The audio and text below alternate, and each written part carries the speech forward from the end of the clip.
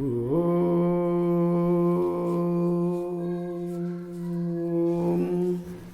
ಶ್ರೀ ಗುರು ಬಸವಲಿಂಗಾಯ ನಮಃ. ಈ ದಿನ ಅಂಬಿಗರ ಚೌಡಯ್ಯನವರ ಒಂದು ವಚನವನ್ನು ನಾವು ನೋಡೋಣ. ನಾಯಿ ಬಲ್ಲದೆ ದೇವರ ಬೋನವ, ನಾಯಿ ಬಲ್ಲದೆ ದೇವರ ಬೋನವ, ದ್ರೋಹಿ ಬಲ್ಲನೆ ಗುರು ಲಿಂಗ ಜಂಗಮದ ನೆಲೆಯ, ದ್ರೋಹಿ ಬಲ್ಲನೆ ಗುರು ಲಿಂಗ ಜಂಗಮದ ನೆಲೆಯ, ಅಜ್ಞಾನಿ ಬಲ್ಲನೆ ಸುಜ್ಞಾನಿಯ ನೆಲೆಯ, ಅಜ್ಞಾನಿ ಬಲ್ಲನೆ ಸುಜ್ಞಾನಿಯ ನೆಲೆಯ, ಕುಕುಟ ಬಲ್ಲದೆ ಸುಭಿಕ್ಷದ ಸವಿಯ, ಕುಕುಟ ಬಲ್ಲದೆ ಸುಭಿಕ್ಷದ ಸವಿಯ, ಇಂತಪ್ಪ ಆಚಾರ ಭ್ರಷ್ಟರ ಕಡೆಗೆ, ಇಂತಪ್ಪ ಆಚಾರ ಭ್ರಷ್ಟರ ಕಡೆಗೆ ನೋಡೆಂದಾತ ನಮ್ಮಂಬಿಗರ ಚೌಡಯ್ಯ ನಿಜ ಶರಣನು, ನೋಡೆಂದಾತ ನಮ್ಮಂಬಿಗರ ಚೌಡಯ್ಯ ನಿಜ ಶರಣನು. ಇಲ್ಲಿ ಅಂಬಿಗರ ಚೌಡಯ್ಯನವರು ಏನು ಹೇಳ್ತಿದ್ದಾರೆ ಅಂದ್ರೆ, ಸಾಮಾನ್ಯವಾಗಿ ಈ ಪ್ರಪಂಚದಲ್ಲಿ ಮತ್ತು ಈ ಜಗತ್ತಿನಲ್ಲಿ ಮಹಾತ್ಮರನ್ನ, ಅವರ ಒಂದು ಇರುವನ್ನು, ಅವರ ಒಂದು ಘನತೆಯನ್ನು ತಿಳ್ಕೊಳ್ಳೋರು ಭಾಳ ಕಡಿಮೆ. ಯಾಕಂದರೆ ಅವ್ರನ್ನ ಟೀಕಾ ಮಾಡೋರೇ ಹೆಚ್ಚಿಗೆ ಇರ್ತಾರೆ. ಅವರು ಕೊಟ್ಟಂಥ ಒಂದು ಕೊಡುಗೆ, ಅವರು ಮಾಡಿದಂಥ ಒಂದು ಸಾಧನೆ ಏನಿದೆ ಈ ಜಗತ್ತಿಗೆ ಅನ್ನೋದನ್ನು ಅವರು ನೋಡೋಕ್ಕೆ ಹೋಗೋದಿಲ್ಲ. ಹೇಗೆ ಅಲ್ಲಿ ಒಂದು ಕೆಚ್ಚಲಲ್ಲಿರುವಂಥ ಒಂದು ಉಣ್ಣಿ ರಕ್ತ ಹೀರ್ತತೆ ಹೊರತು ಹಾಲು ಕುಡಿಯೋದಿಲ್ಲಲ್ಲ, ಹಾಗೆ ಇಲ್ಲಿ ಮಹಾತ್ಮರ ಒಂದು ಇರುವನ್ನು, ಅವರ ಘನತೆಯನ್ನು ತಿಳ್ಕೊಳ್ಳೋಕ್ಕೆ ಆಗೋದಿಲ್ಲ ಅನ್ನೋದನ್ನು ಇಲ್ಲಿ ಕೆಲವು ದೃಷ್ಟಾಂತಗಳ ಮೂಲಕ ನಮಗೆ ಅವರು ಅಂಬಿಗರ ಚೌಡಯ್ಯನವರು ತಿಳಿಪಡಿಸ್ತಾರೆ. ನಾಯಿ ಬಲ್ಲದೆ ದೇವರ ಬೋನವ ಅಂದರೆ, ಒಂದು ನಾಯಿ, ಇವತ್ತು ಒಂದು ನಾಯಿ ಅದು ಹದ್ಯಾಗ ಬಿದ್ದದ್ದು ತಿರ್ಕೋತ ಅಡ್ಡಾಡ್ತಿರ್ತತೆ ಹೊರತು, ಆಮೇಲೆ ಅದಕ್ಕೆ ಮನೆಯವರು ಹಾಕಿದ್ರೆ ಅದು ತಂಗಳದ್ದು ಪಂಗಳದ್ದು ಉಳಿದದ್ದು ಅಂಥದ್ದು ಹಾಕ್ತಾರೆ.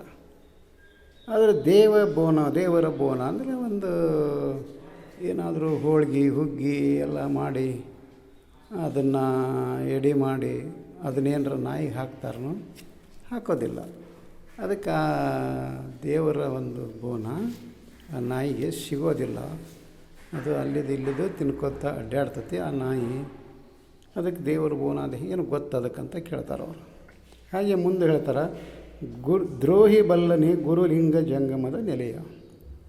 ಹಾಗೆ ಹೇಳಿದ ಹಾಗೆ ಈ ಗುರು ಮತ್ತು ಲಿಂಗ ಮತ್ತು ಜಂಗಮ ಇವರು ಒಂದು ನೆಲೆಯನ್ನು ತಿಳ್ಕೋಬೇಕಾಗಿತ್ತು. ಅಂದ್ರೆ ಹೇಗೆ ಅಲ್ಲಿ ಒಂದು ಸಮುದ್ರದಲ್ಲಿ ಒಂದು ಮುತ್ತು ನಮಗೆ ದೊರಕಬೇಕಾಗಿತ್ತು ಅಂತ ಕೇಳಿದಾಗ, ಸಮುದ್ರದ ಆಳಕ್ಕೆ ಹೋದಾಗ ಅಲ್ಲಿ ಮುತ್ತು ರತ್ನಗಳು ನಮಗೆ ದೊರಕ್ತವೆ ಹೊರತು, ನಾವು ಅಲ್ಲಿ ಸಮುದ್ರದ ದಂಡೆ ಒಳಗೆ ಕೂತ್ಕೊಂಡ್ರೆ ಅಲ್ಲಿ ಸಣ್ಣ ಸಣ್ಣ ಕಪ್ಪಿ ಚಿಪ್ಪುಗಳು, ಹರಳುಗಳು, ಉಸುಕು ಸಿಗ್ತತೆ ಹೊರತು ಹಾಗೆ ಮುತ್ತುಗಳು ಸಿಗೋದಿಲ್ಲ.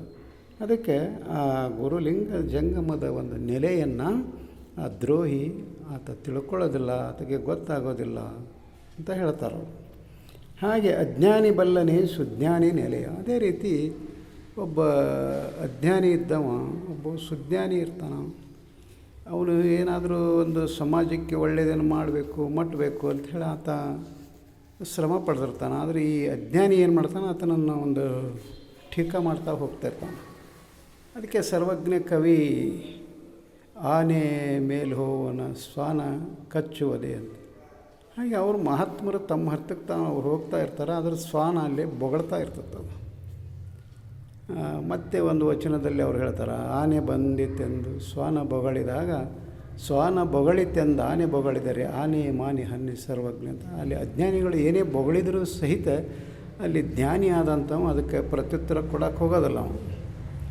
ಯಾಕಂತ ಕೇಳಿದರೆ ಅವನು ಒಂದು ಜ್ಞಾನ ತನಗೆ ಗೊತ್ತಿರ್ತದಲ್ಲ, ಆದರೆ ಅಜ್ಞಾನಿ ಮುಂದೆ ಅದನ್ನು ಪ್ರಸ್ತುತಪಡಿಸಿ ನಾನು ಹೀಗೆ ಅಂತ ಹೇಳ್ಕೊಳ್ಳುವಂಥ ಅವಶ್ಯಕತೆ ಇರೋದಿಲ್ಲ. ಹಾಗೆ ಕುಕುಟ ಬಲ್ಲದೆ ಸುಭಕ್ಷದ ಸವಿಯ. ಹಾಗೆ ಒಂದು ಕೋಳಿ ಅದಕ್ಕೆ ಯಾರಾದರೂ ಕೋಳಿಗೆ ಒಂದು ಆಹಾರ ಧಾನ್ಯವನ್ನು ಹಾಕಬೇಕಾದ್ರೆ ಸೋನಾ ಮುಸ್ರಿ ಅಕ್ಕಿ, ಬಾಸ್ಮತಿ ಅಕ್ಕಿ, ಬಿಳಿಜೋಳ ಯಾರು ಹಾಕ್ತಾರೋ ಯಾರು ಹಾಕೋದಿಲ್ಲ. ಅದಕ್ಕೆ ಎಲ್ಲ ಹಸ್ ಮಾಡಿ ಆದಮೇಲೆ ಅಲ್ಲಿ ನುಚ್ಚು ಪಚ್ಚು ಅಂಥದ್ದು ಇಂಥದ್ದು ಹಾಕ್ತಿರ್ತಾರೆ.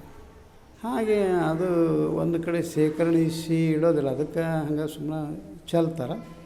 ಅದೇನು ಮಾಡ್ತೈತಿ ಅಂದರೆ ಅಲ್ಲಿ ಇಲ್ಲಿ ಬಿದ್ದದ್ದು ಪಸದಾಗಿದ್ದದ್ದೆಲ್ಲ ಆರಿಸ್ಕೊಂಡು ತಿಂತೈತಿ. ಅದಕ್ಕೆ ಸುಭಿಕ್ಷದ ಒಂದು ಸವಿ ಅದಕ್ಕೆ ಸಿಗೋದಿಲ್ಲ, ಅದಕ್ಕೆ ಗೊತ್ತಾಗೋದಿಲ್ಲ ಅಂತ ಹೇಳ್ತಾರೆ. ಹಾಗೆ ಮುಂದೇನು ಹೇಳ್ತಾರೆ ಅವರು, ಇಂತಪ್ಪ ಆಚಾರ ಭ್ರಷ್ಟರು. ಇವರೆಲ್ಲ ಏನಂತ ಕೇಳಿದಾಗ ಆಚಾರ ಭ್ರಷ್ಟರು. ಅವರ ಕಡೆ ನೋಡೆಂದಾತ ಅಂಬಿಗರ ಚೌಡೆಯ ನೋಡು ಅವ್ರನ್ನ ಆಚಾರ ಭ್ರಷ್ಟರು ಯಾವ ರೀತಿ ಸಮಾಜದಲ್ಲಿದ್ದಾರ ಅನ್ನೋದನ್ನು ಇಲ್ಲಿ ಅಂಬಿಗರ ಚೌಡೆಯನವರು ನಮಗೆ ತಿಳಿಪಡಿಸ್ತಾ ಇದ್ದಾರೆ. ಅದಕ್ಕೆ ಆ ದಿನಮಾನದಲ್ಲಿ ಸಹಿತ ಆಚಾರ ಭ್ರಷ್ಟರಿದ್ದರು, ಈ ದಿನಮಾನದಲ್ಲಿಯೂ ಆಚಾರ ಭ್ರಷ್ಟರು ಇರ್ತಾರೆ ಅವರು. ಯಾಕಂತ ಕೇಳಿದ್ರೆ ಅವರು ಅದೆಲ್ಲ ಕಾಲದಲ್ಲಿಯೂ ಎಲ್ಲರೂ ಇರೋದೇ ಅದು, ಅದಕ್ಕೇನು ಮಾಡೋಕ್ಕಾಗೋದಿಲ್ಲ.